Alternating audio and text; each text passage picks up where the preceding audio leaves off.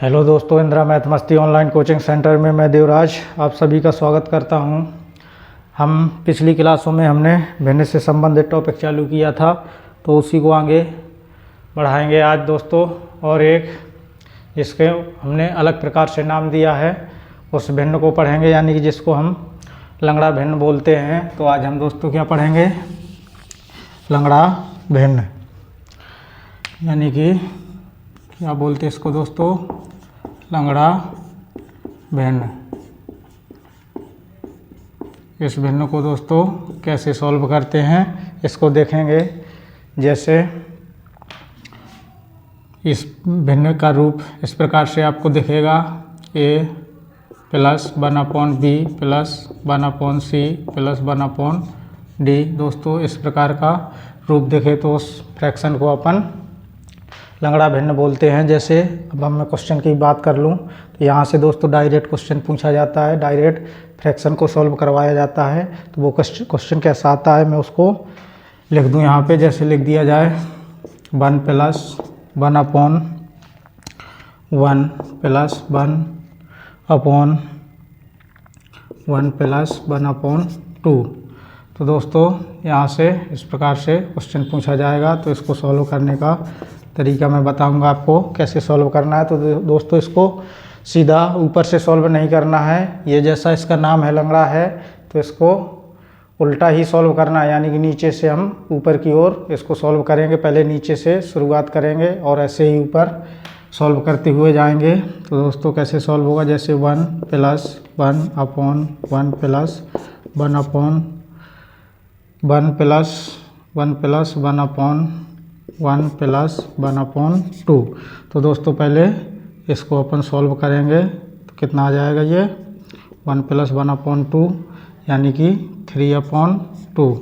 अब दोस्तों यदि फ्रैक्शन a/b/c की रूप की हो तो दोस्तों a का मल्टीप्लाई वो a/b/c/d में हो तो d का मल्टीप्लाई a में और b का मल्टीप्लाई c में हो जाता है। यदि 3 हो तो उसका मल्टीप्लाई उसके नीचे 1 होता है। तो दोस्तों इसका मान जैसे 1/3/2 है तो ये फ्रैक्शन यहाँ से पलट जाएगी दोस्तों इसमें। तो 3/2 की जगह दोस्तों कितना हो जाएगा? 2/3 हो जाएगा। तो यानी कि यहाँ पे अपन कितना लिख सकते हैं इसको? 2/3 लिख सकते हैं दोस्तों। यानी कि इसमें कितना लिख दें अपन? 2 प्लस 2/3। तो अब इसको ऐड करेंगे दोस्तों तो कितना हो जाएगा? ये इसको 2/3 तो कितना हो जाएगा? यानी कि 5/3। फिर इसी प्रकार ये फ्रैक्शन पलट जाएगी तो यहाँ पे कितना हो जाएगा? 3/5। यानी कि कितना हो जाएगा दोस्तों? 3/5। अब 3/5 को 1 से सॉल्व करेंगे तो कितना हो जाएगा? 8/5। कितना हो जाएगा दोस्तों? 8/5। तो इस क्वेश्चन का आंसर कितना हो जाएगा? 8/5। यदि हम इसको अलग अलग सॉल्व करना चाहें तो देखो दोस्तों पहले इतने को सॉल्व करेंगे तो कितना हो जाएगा इसका मान? 3/2। फिर इसको सॉल्व करेंगे इतने को 1 यानी कि 1/3/2 आया। तो दोस्तों इसका मान 2/3 यानी कि यहाँ से यहाँ तक का अपना मान 2/3 हो गया। अब 2/3 में से दोस्तों क्या करेंगे? इस 1 को ऐड करेंगे, यानी 1 को तो कितना आ जाएगा? 5/3। तो दोस्तों यहाँ से यहाँ तक का मान अपना कितना आया? 5/3। अब दोस्तों ये कितना हो गया? 1/5/3। तो दोस्तों 3 ऊपर चला जाएगा तो 3/5। तो दोस्तों यहाँ से यहाँ तक का मान कितना आया अपना? 3/5। 3/5 में अब दोस्तों 1 को ऐड करना है तो कितना हो जाएगा? 8/5। तो दोस्तों इसका आंसर कितना आया था? 8/5। अपन को ऐसा लेंदी प्रोसेस नहीं करना है, यहीं पे अपन को इसको सॉल्व कर लेना है। और दोस्तों एक दो फ्रैक्शन की और मैं ऐसे ही बात कर लूँ। जैसे मैं लिख दूँ यहाँ पे अगला क्वेश्चन लिख दिया जाए 2 plus 1/1 plus 1 plus 1 plus 1/1 plus 1 plus 1/1 3। तो दोस्तों ये कैसे सॉल्व होगा, वही तरीका रहेगा। पहले इसको सॉल्व करेंगे दोस्तों, तो कितना आ जाएगा 3 1 जा 3 + 1 4/3। तो दोस्तों अब ये फ्रैक्शन पलट जाएगी तो कितना हो जाएगा 3/4, यानी कि यहाँ पर 3/4। अब इसको सॉल्व करेंगे दोस्तों तो 3/4 तो कितना हो जाएगा 7/4, यानी कि 7/4 हो जाएगा यहाँ तक का मान। तो अब दोस्तों 7/4 फ्रैक्शन फिर पलट जाएगी तो इसकी जगह कितना आ जाएगा 4/7। 4/7 में से 2 को ऐड करेंगे दोस्तों तो कितना हो जाएगा 7 दूना 14 4 18/7। तो इसका मान दोस्तों कितना आएगा 18/7। तो ऐसे क्वेश्चन को भी हमें ध्यान रखना है दोस्तों। लंगड़ा फ्रैक्शन से भी क्वेश्चन डायरेक्ट पूछा जाता है, तो इसको सिर्फ सॉल्व करना है, फ्रैक्शन सॉल्व करना हमको आता है। तो दोस्तों इस प्रकार का ये टाइप को भी ध्यान रखना है। अब दोस्तों इसी प्रकार के टाइप में से और हमसे कैसा क्वेश्चन पूछा जा सकता है, यदि एग्जामिनर को और इससे क्वेश्चन को थोड़ा डिफ़िकल्ट बनाना हो तो वो कैसे क्वेश्चन को डिफ़िकल्ट बना सकता है, तो उस क्वेश्चन को भी हम देखेंगे।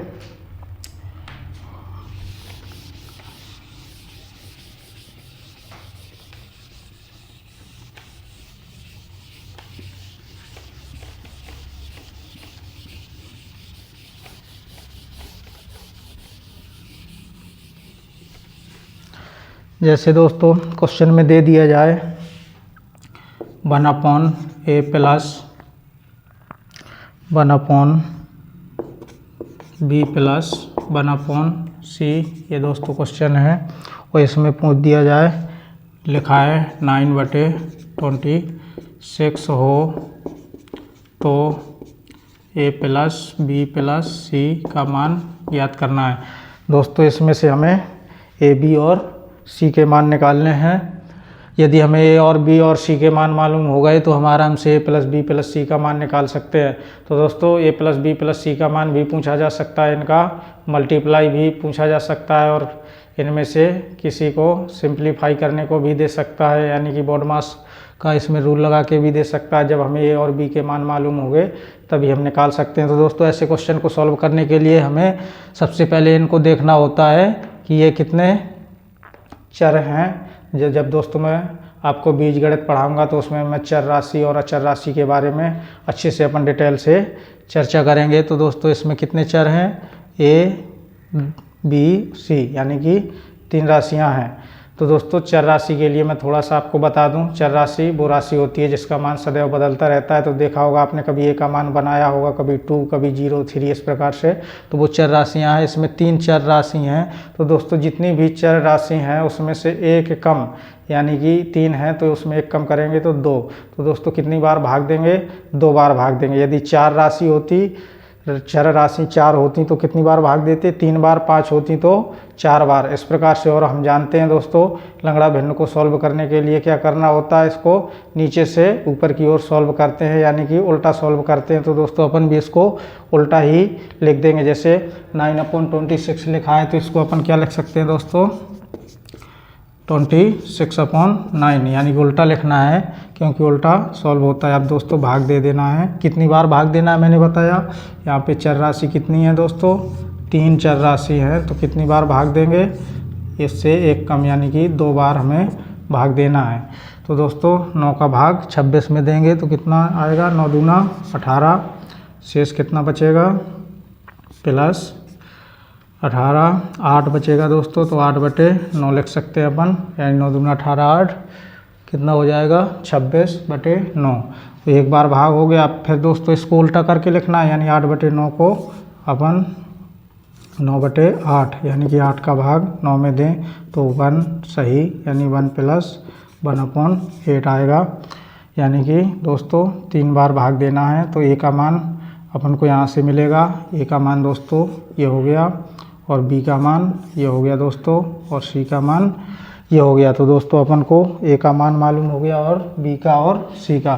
तो अपन आराम से इसमें a + b c का मान पूछा है तो रख सकते हैं a + b + c का मान पूछा है दोस्तों। तो a + b, a की जगह कितना लिख दें हम 2, प्लस b की जगह 1, c की जगह 8, तो दोस्तों कितना हो जाएगा 3 यानी कि 11 इस क्वेश्चन का आंसर हो जाएगा। तो दोस्तों हमसे किस प्रकार के क्वेश्चन एग्ज़ाम में बन सकते हैं, उन सभी प्रकार के क्वेश्चनों को हमें बहुत अच्छे से आना चाहिए। हमें क्वेश्चन को देखना है कि क्वेश्चन को कितनी प्रकार से तोड़ा जा सकता है, तो समझ लेना हमारी तैयारी दोस्तों परफेक्ट है। यदि हम क्वेश्चन को रटते रहे तो हम क्वेश्चन सॉल्व नहीं कर सकते हैं। वैसे दोस्तों पढ़ने के लिए तो बहुत सारा है, लेकिन जो हमारे लिए हेल्पफुल है, जो हमारे एग्ज़ाम में आता है, सिर्फ हमें उन्हीं को पढ़ना है, क्योंकि हमें एग्ज़ाम क्लियर करना है दोस्तों। हमें कोई ज्ञान नहीं बांटना है,